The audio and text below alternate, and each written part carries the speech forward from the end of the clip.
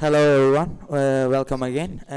Now I invite the Mustafa KURTULDU from Google London office to do his presentation. Tekrardan hoş geldiniz. Şimdi sahneye Google London ofisinden Mustafa KURTULDU'yu sunumunu yapmak üzere davet ediyorum.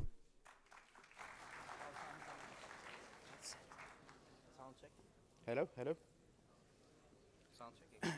Can everyone hear me? Yes? No? Okay. Unfortunately, I'm going to have to do this talk in English because my Turkish is terrible. Yani isterseniz sonradan tekrar deneyin. Biraz komedi gibi olur. Yani falan işte design sprint. So, apologies up front. So, my name is Mustafa. I'm a design advocate at Google. What I'm going to speak to you guys about today is a little bit about design advocacy, and then I'm going to speak about our design methodology, design sprints. So, what is design advocacy? Design advocacy is like a two-way conversation. So, a few years ago, Google wanted to try and solve the problems from a designer's perspective as well as the developer's perspective. I mean, you guys have like a developer advocates. So what we do is we look at challenges that the industry faces, and we try to solve those challenges and then present those ideas back. So one example would be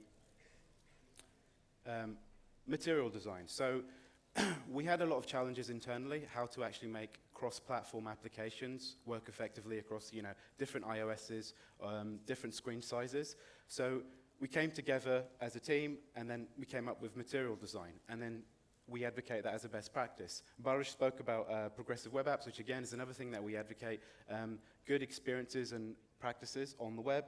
Another thing that we advocate quite heavily is our tooling and prototyping. So if you go to our new website, material.io, has everyone seen material.io yet? No? Yes? Okay. So this is our new design site, which will have like our prototyping tools that we're developing. But the main thing which I'm going to be speaking to you guys about today is design sprints. Am I speaking too fast? Just to make sure that, I'm çok hızlı mı konuşuyorum? Okay, pardon. Let me start again. So, who's heard of a design sprint? Yes, everyone? Design sprints? I know it's Sunday. Is everyone awake? Okay. So, in a typical development life cycle, you have an idea, you build it, you launch it, and then you learn whether it was good or not. What we try to do is try to come up with a method where you could cut from the build and the launch and come up with an idea and learn to see whether it's successful or not. So basically trying to shortcut. And this is basically what a design sprint is how to shortcut from and learn as quickly as possible without spending a lot of money and finances. Because what you find is startups usually fail because they put a lot of resources in producing an application, but because they learn quite late whether it's successful or whether it's actually needed, they lose out. So a lot of people at Google Ventures came together, and also at Google, to try and come up with a method where we can learn and shortcut that learning and learn as quickly as possible. This was like one of the examples from the British Design Council. The idea is that a group of people come together, they converge and diverge depending on throughout the process. So you discover the idea, you define it, you develop it, and deliver. So we took stuff from the Design Council, we took stuff from IDEO, and we sort of condensed this into what we call a 5-phase process. Am I still speaking too fast, or is this okay? Tamam mı? İstersen Türkçe'de deneyebilirim ama biraz komedi olur. İstersen sonra after hours Türkçe versiyonu yapabiliriz ama biraz neyse. So, our 5-phase process is, we understand what the challenge is and the problem that we're trying to solve. Then we come up with ideas, and everyone comes up together with like sketches and ideas. We decide on what we're going to build, we make a prototype, and we validate it. When you're coming up with a design sprint, what you do in the beginning is you arrange interviews with people that you're going to test with. What this does is it increases the pressure to make sure that you actually are really trying to solve the problem and the challenge that you've defined in the beginning. It will make sense in a bit. So if you want to create a design sprint, the first thing you actually need is a lot of space.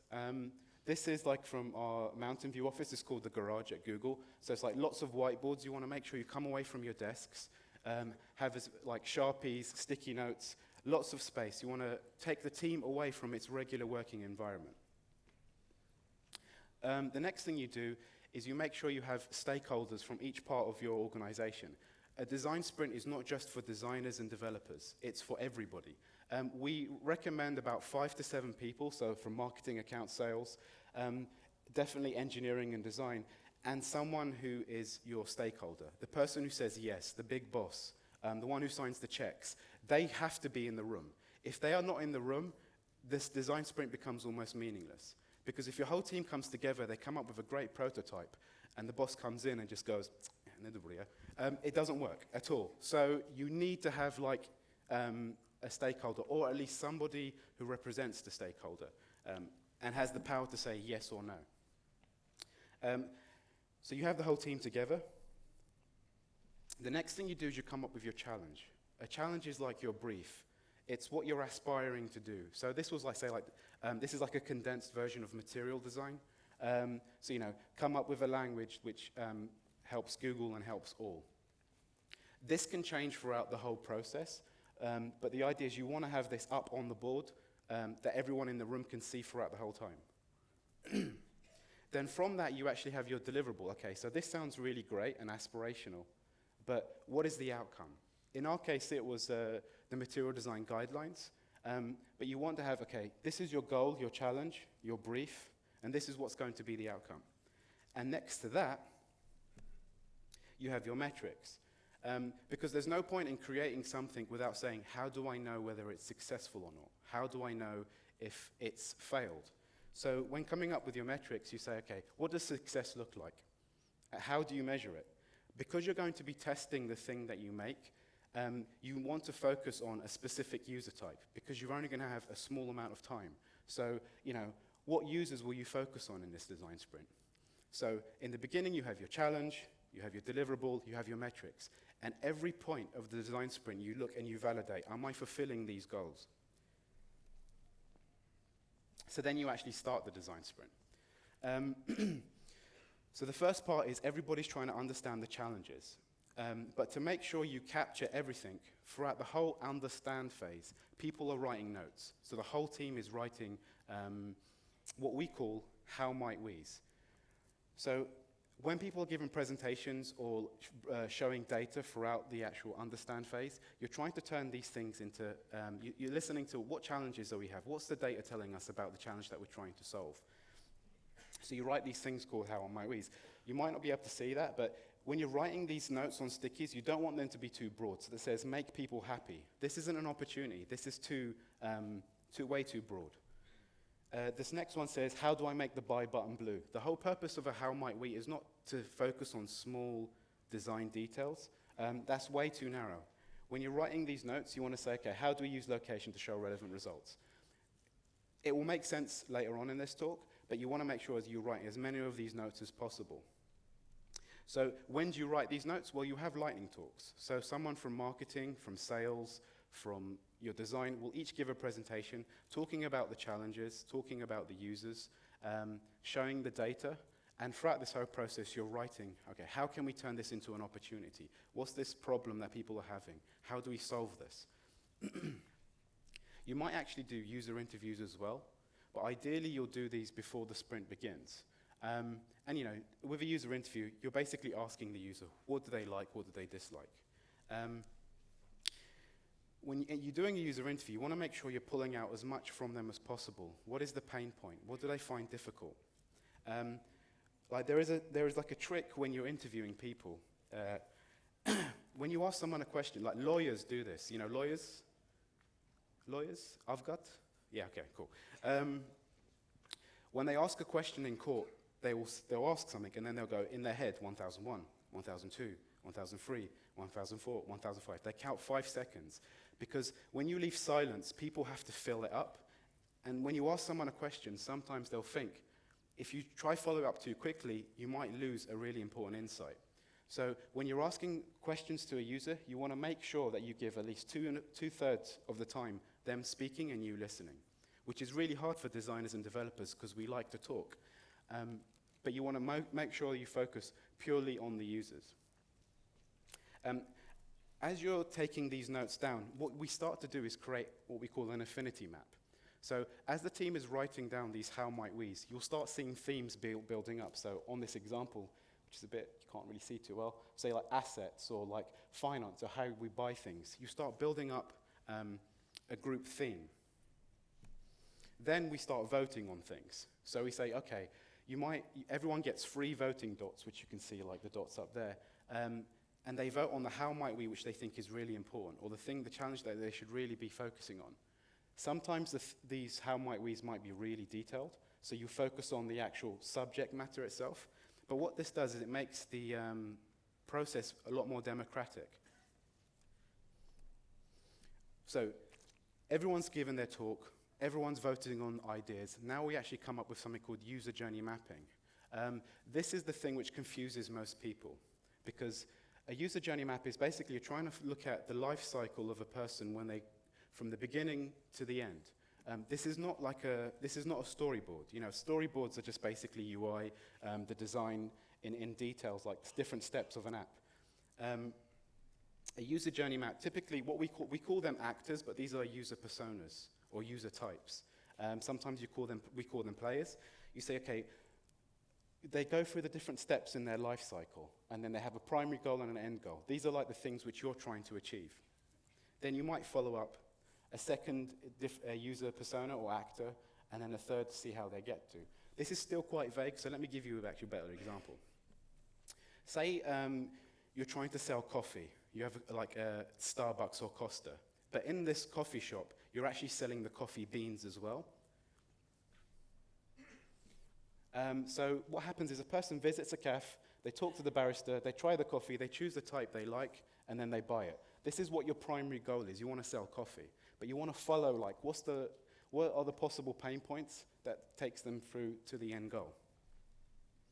Then like they might go to a web search, they might look at retailers, visit the website, and so on and so forth.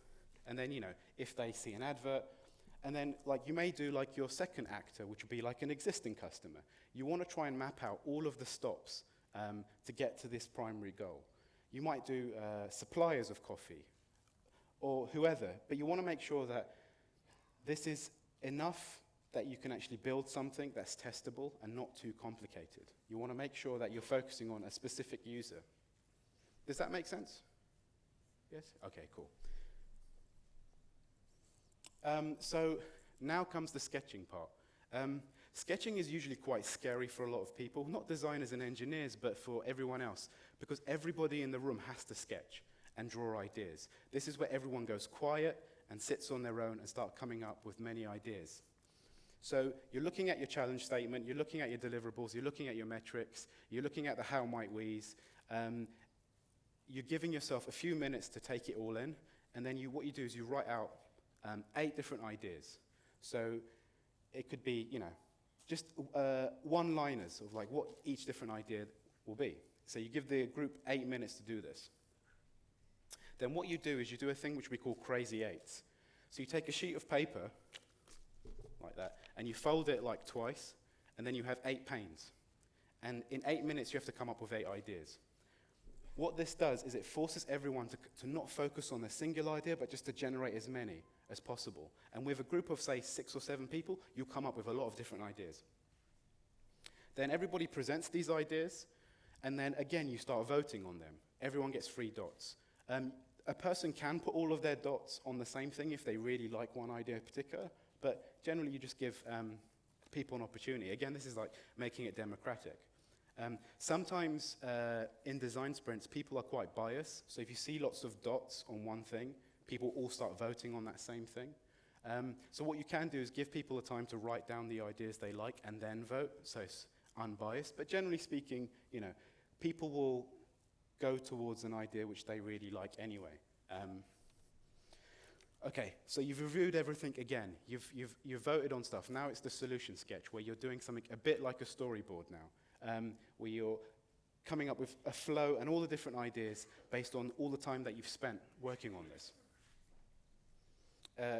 And now comes the actual the deciding point. So everybody actually starts presenting their ideas, why they think it's good, reviewing everything that you've done so far, and then arguing the point why we should do things. You're looking at the challenge again, you're looking at the metrics. Is this something we can create?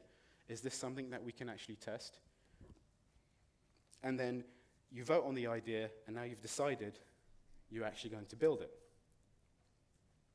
So then comes the actual prototyping phase.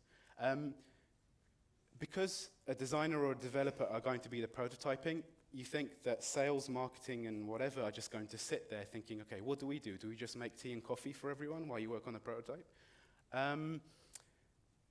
There are many roles in this, and surprisingly, the first thing you want to do is write a script. Because you're going to be inviting real users, you want to make sure that you're asking them meaningful questions, making sure that you're testing the prototype accordingly. So you ask them, can you buy a coffee on this prototype? Or like sign up for an account. And then you get them to follow the flow through, and if they're successful, then you know that you've done it well. So someone from sales or marketing or whatever, who are not the engineering type roles, will actually write the script. And this is what you use to actually build the storyboard, which will be your actual prototype. So you're really looking at 5 to 6 key moments. But the thing with prototyping is there comes a point where you want to make sure you're not doing too much, because there's a wasted time. If you make a prototype that's not good enough, when you're testing it with people, they will look at the bad design. It looks like a wireframe. They won't be able to use it well. But if you spend too much time on it, then you end up just, like if you guys, I don't know, what's the popular prototyping tools here? Like Azure, Marvel App? Any prototyping tools? Marvel, InVision, and sometimes Framer.js. Okay. So Marvel is actually InVision not too bad. They don't focus too much on high fidelity. But when you're working on a prototype, you don't want it to be too high fidelity because you end up spending way too much time. At Google Ventures, they advocate using PowerPoint or Keynote because it forces you to do things in a very UX fashion rather than making something that's, a button that's perfectly blue. Otherwise, you end up wasting too much time.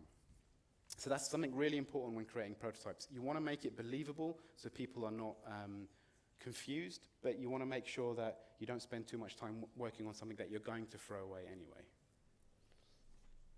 Okay, so you're looking at your challenge. Again, you're looking at your metrics, you're looking at your deliverable. Now you're actually trying to validate, is this thing going to work? Which is the scary part, because you've spent a lot of time working on this, and now you're going to see whether it works. So again, like in the beginning, you'll do user interviews. You'll ask them to, you make sure they follow the script. You'll ask them to do X, You'll get them to, there's like a trick when you're doing user testing, which is very weird for some people, but you ask them to speak out what they're thinking. So, okay, I see the logo. This is the button which I see. I'm going to click on the button. You want them to verbalize what they're thinking. Otherwise, you won't really know. And it's quite an odd experience for them, but you want to make sure that they're speaking aloud everything that they're actually doing and what they're thinking.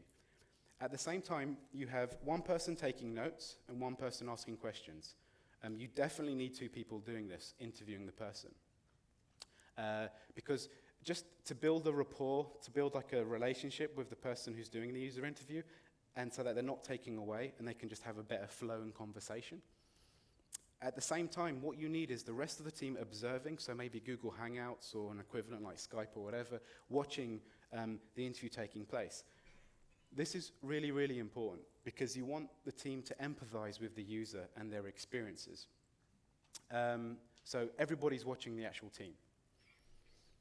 Another thing that you can actually do when you're validating is a stakeholder review. Now, like I said in the beginning, you want the big boss to be in the room to say yes, but there may be points where that's not possible.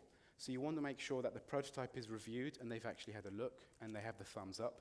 Ideally, again, you want this to happen much earlier on, but it is something that some organizations have to do.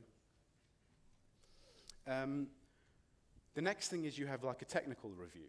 So if you will have an engineer in the room, but there may be like security concerns or privacy. So a security expert or a privacy engineer will actually say, okay, is this thing that you're proposing feasible? Can you actually build it? And that's pretty much a design sprint in total. So generally speaking, Google Ventures, they advocate a 5-day process. Which is fine when Google Ventures is working with startups because they're very new and that's possible and feasible for them. But for at Google, that's really difficult. A lot of our teams are working on different products all the time. So for them to take out 5 days is a large chunk. So quite often what you would do is you'll find we'll actually squash things down. You want to make sure you give enough time to validation and enough time to actual prototyping. But generally what happens is the less time you actually reduce, the smaller the problem you tackle. So if there's a much larger challenge at hand, you might do a second or third design sprint.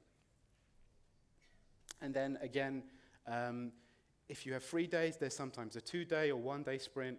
Typically, once you come to like 1 or 2 days, you'll probably validate on a different day or validate beforehand. You can mix it up a bit, but ideally you want to make sure it's about 3 or 4, because anything less than that, then the challenge you're trying to solve will be a lot smaller. So more coffee. I don't know if you can see the picture. That's a coffee bean, because I really want coffee. So when can you do a design sprint? A design sprint can happen in the beginning, which is quite typical for a lot of startups. But also you can actually do a design sprint in the middle. So if, like in some organizations that I've worked for before in the past, they've had a major challenge. Do we create a cross-platform application, or do we create cloud first? The engineering team is quite small, and the budget is quite finite. So which path do you take then? Well, you can do a design sprint to figure out what it is that the users want, because you're going to be testing with real people. And also, you can do like a speed boost. So even if your product is going really well, you say, okay, how can we make things a lot faster? How can we come up with a prototype and test it quickly? Sometimes in agile sprints, UX gets either chucked in really quickly at the beginning or at the end. So this allows the UX team to work on an idea and validate it before it becomes part of your production cycle. But at Google, we have this idea which I don't think translates very well in Turkish. It's called eat your own dog food. What that means is, if you're going to give a dog some food, you should be willing to eat it. If you're not going to eat it, don't give it to the dog.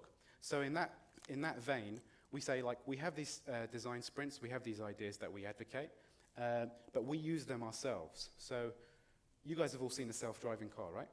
Yeah? So to come up with a self-driving car, we actually did have like design sprints, and they still do design sprints to this day. So 50 designers and engineers coming together with like project managers to come up with the perfect solution, to continually test it, to make sure that they're building the correct thing. Another project of ours is like Project Loon, which is basically providing internet access to parts of the world which are quite harsh. So these are basically air balloons with an antenna on it to provide internet to, in mountainous regions. So we use design sprints to create these. And finally, Android Wear. When we were coming up with Android Wear, it was quite difficult to advocate how to design for this platform, especially with like responsive design. People have a tendency to take in the beginning, their websites and try to shrink them down, when really these kind of devices require a different type of UX. So it's like, how do you design for micro interactions? How do you design for these small screens? And the Android Wear team used a design sprint to come up with documentation of how to design for these things. Which brings up another point. A design sprint is not just for products. It's for anything, any challenge your organization faces. So it could be creating a prototype. It could be creating a documentation. It could be for creating a brand and testing whether your brand is valuable to consumer or to your consumers and customers. You can use a design sprint for any of these challenges. Because the main thing of a design sprint is bringing your team together. Because designers sit over there, engineers sit over there, marketing has no idea what these two people are doing, sales doesn't understand what they're wearing, the boss thinks nobody's doing work. So what a design sprint does, it brings people together so they firstly understand each other, empathize with the users, and just really understand what it is that they're trying to do. And at Google, with a design sprint, what we have this idea is we say you either win or you learn. So you succeed in the challenge that you're trying to solve, or you realize that this isn't something that's valuable. 5 to 4 days or a week of time will save you so much, because you see startups and organizations spending 3 to 6 months of money building a product which nobody wants. A design sprint, at least you will learn that quickly to see, okay, what is it that we should be building? So we say you either win or you learn. I've actually gone through this really quickly, so I actually have quite a lot of time. But if you're interested in design sprints, we've got like the Google Ventures website, and also like our developer.google.com design sprints. And there's also this book that was written by some of the pioneers of the design sprint that you could get a hold of. This advocates the Google Ventures model, so the 5 days, but you can modify and adapt it. If anyone has any questions, I can try to answer them in Turkish as well as English, or I'm going to have to ask Barış to be my translator. Yeah, sure.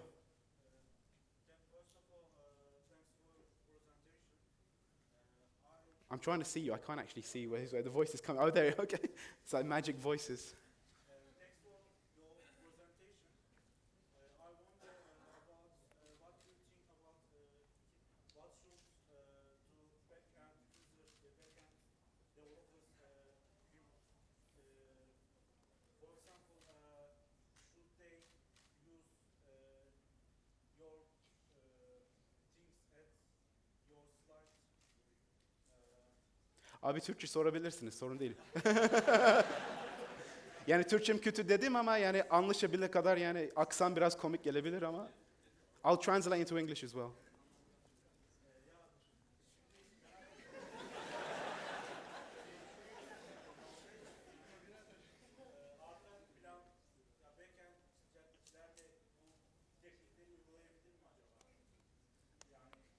Evet. Evet, yani herkes uygulayabilir. Çünkü en sonunda prototype, yani yaratıyorsun, created, üretiyorsun, okay. Önemli olan mesela bu denetim, testing. The point is that you're testing the thing at the end. Even if you're creating a back-end system, that's fine. Çünkü design sprint en önemli olan şey işte en sonunda test yaptığın şey. Yani onu test edebiliyorsan design sprint kullanabilirsin. Back-end olursa bile, yani onu test yapabiliyorsan olur yani. Yok, user interface illa olmazsa gerek olmuyor yani. Anladınız mı? Okay.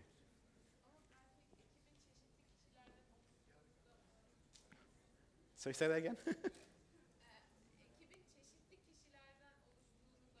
Yeah, you need to make sure that you have different people. Like, you don't want to create a design sprint that's purely engineers. You want to make sure that everybody, all stakeholders are there. Anladınız mı? Okay. Kusura bakmayın ya benim şey. Any other questions? Soru? Tabii anlarım. İnşallah anlarız. Yok. Bunun yani bu sürecin nasıl diyeyim? Bir çıktısı backend takımının girdisi mi oluyor? Doğru mu? Bunun birisi çevirsin. Ya bu akışın sonucu. Evet. Başka bir geliştirme sürecinin girdisi. Okay. Evet. Bir süreç midir? Olabilir. Yani genelde yani bu Şeyin diyeyim senin anlayacağın tarzda. Onun şeyi midir yani? genelde if I understand your question, do you do something after the 5-day process? Onu mu soruyorsunuz? Bak dediğimiz komedi işte. Genelde design sprint, yani o let me say in English, it's easier for me. So if you want to look at other challenges in a design sprint, you may follow up with a second design sprint, but ideally you want to make sure that it's in that finite time, in that 5 steps. Sometimes you might move the validation to the beginning to make sure you're coming up and testing with ideas first, but ideally the flow stays the same. If you can't come up with an answer, you might do a second design sprint based on the first one. Sorunuzu cevaplayabilir miyim? Okay. Anyone else? Yes, so I have a few questions. So when you vote on your design, can you actually vote Okay, so the question is, can you vote on when you're voting on things, can you vote on your own? Yes, you can. Sometimes people do, but what you find is the best idea people will vote on, but you can vote on anything. It's a democracy. I was wondering, isn't this too late to ask the developer opinion after during the validation? Okay, so is it too late to ask the developer opinion?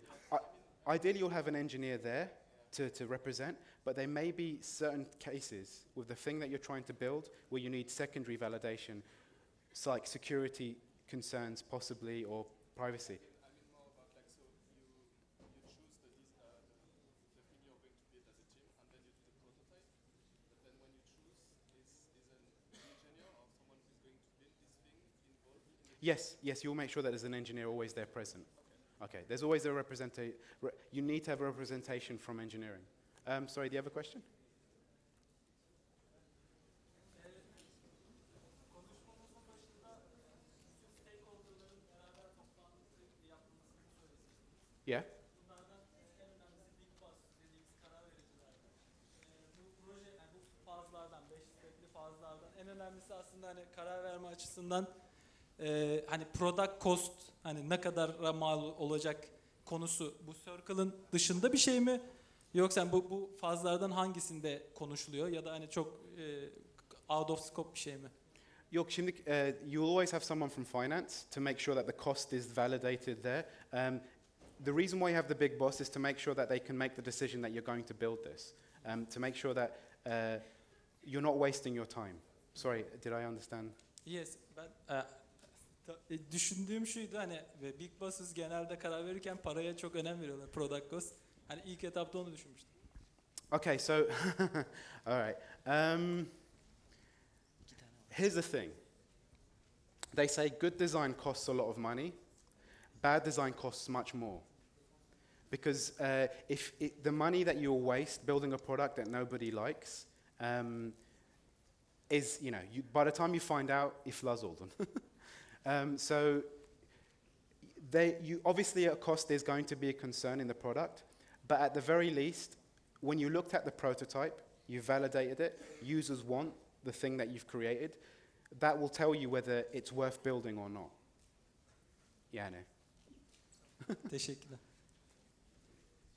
Any other questions? Şeyi sormak istiyorum ben ya. Birden fazla prototip denemeden nasıl karar veriyorsunuz?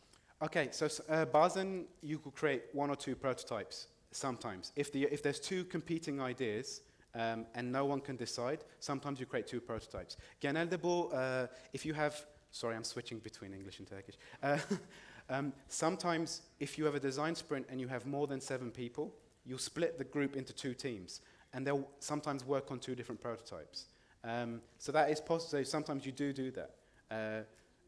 But if there is learnings from the prototype that you've created and the users, then you can possibly fill up with a second one.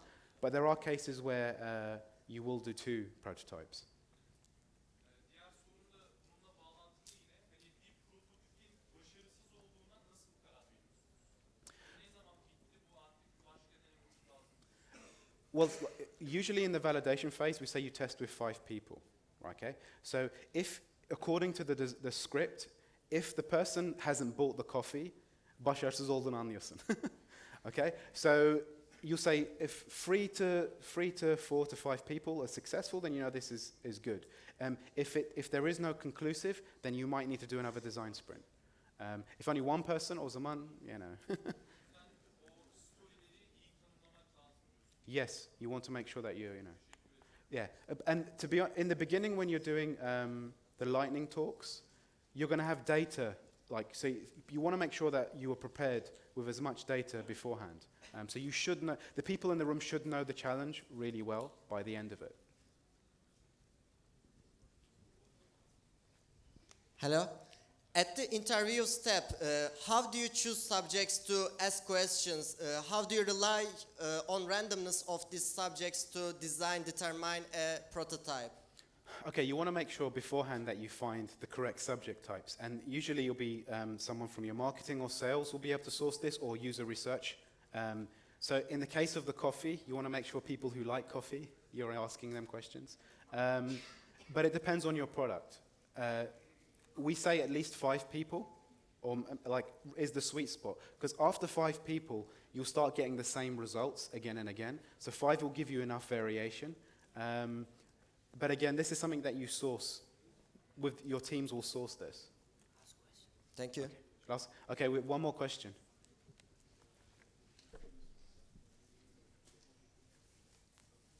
Last question? Ah, sorry.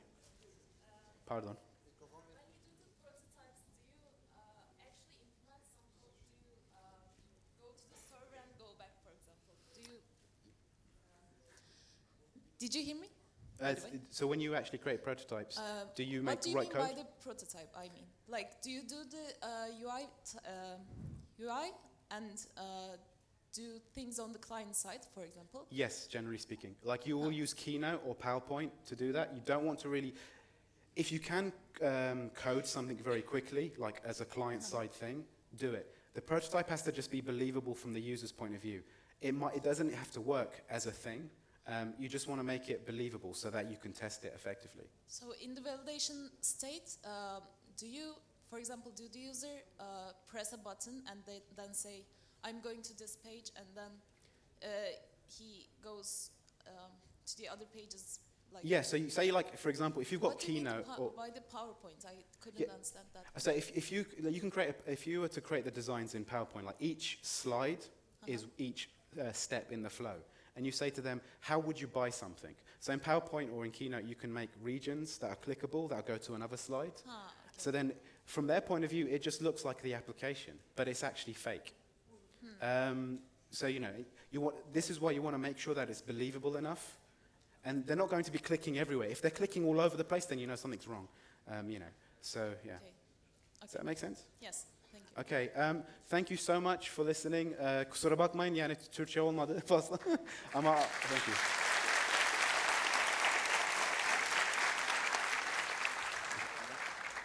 Take it from mute. Take it on mute. Tamam, sen çıkar abi. Thanks Mustafa. You can grab a coffee and find Mustafa in the event venue. He's gonna be today all the time, right? Okay. And next announcement will be in Turkish. Bundan sonra 3 ayrı salonda daha konuşmalar devam edecek. Saat 11'de başlayacak buradaki sunum, Amatli'nin sunumu. Ona gelebilirsiniz. Diğer yandan yan tarafta B cep ya da Bosphorus, biz Bosphorus demeyi tercih ediyoruz. Bosphorus salonunda konuşmalar olacak. Onun dışında kayıt masasının sol tarafındaki kapıdan, yani geçtiğiniz zaman sola döndüğünüzde 2 tane daha salon var. O salonlarda da bütün gün sunumlar yapılıyor olacak. Dediğim gibi kırmızı tişörtlü arkadaşları bulup salonlar ya da konuşmalar hakkında bilgi alabilirsiniz. 15 dakikalık bir aramız var. İyi eğlenceler.